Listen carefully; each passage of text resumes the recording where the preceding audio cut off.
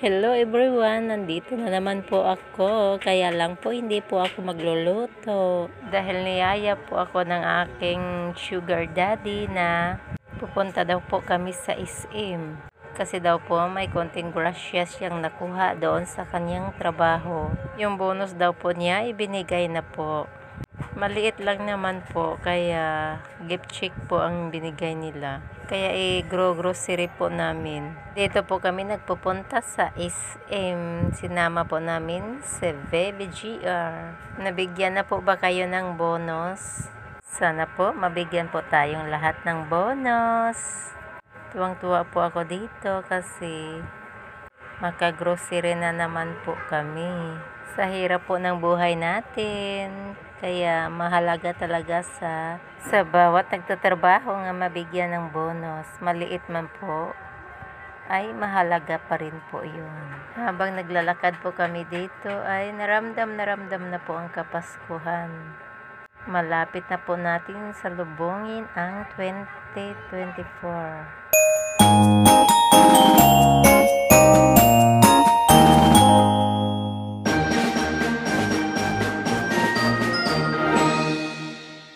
Ang ganda talaga mamasyal dito.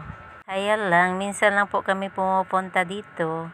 Dahil sa mahal po ng mga bilihin, yung mister ko pala dito ay bumili din po siya ng cellphone para sa kanyang papa.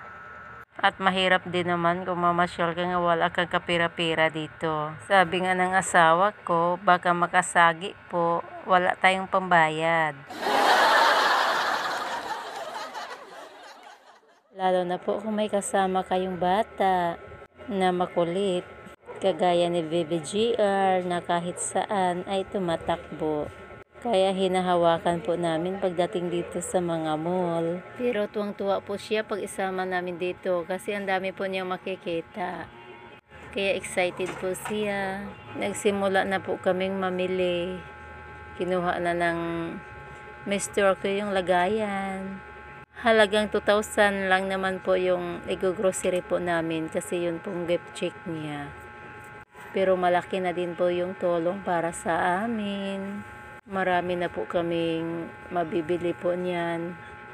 Kaya habang namimili po kami dito, nag-ikot-ikot din po kami.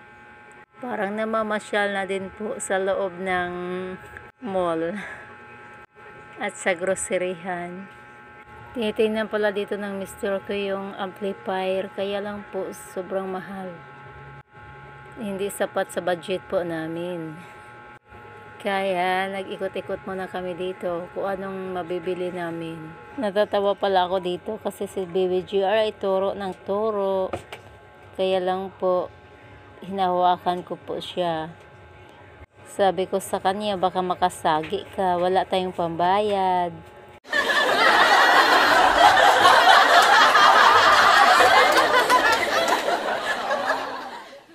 Takot po siya maiiwan dito kasi sinabi ko sa kanya kung wala tayong pambayad, maiiwan ka dito.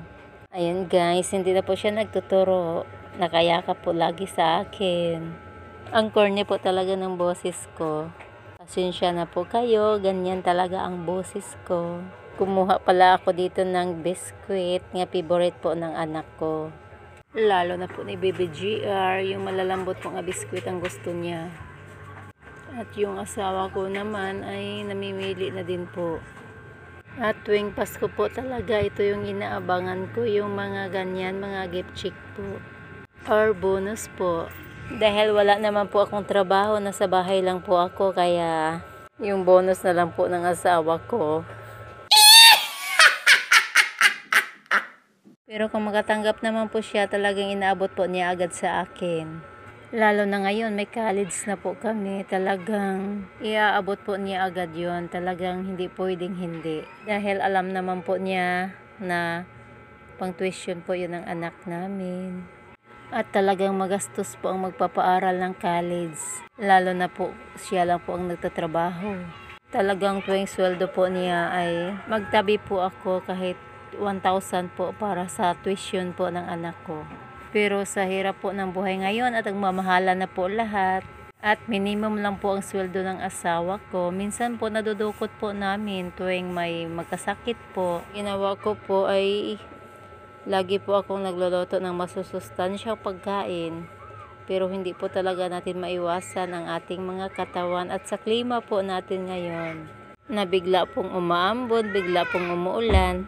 Di po talaga natin maiwasan ang magkakasakit. Babayad na pala kami dito sa cashier. Pinakompute na po namin ang aming mga binibili.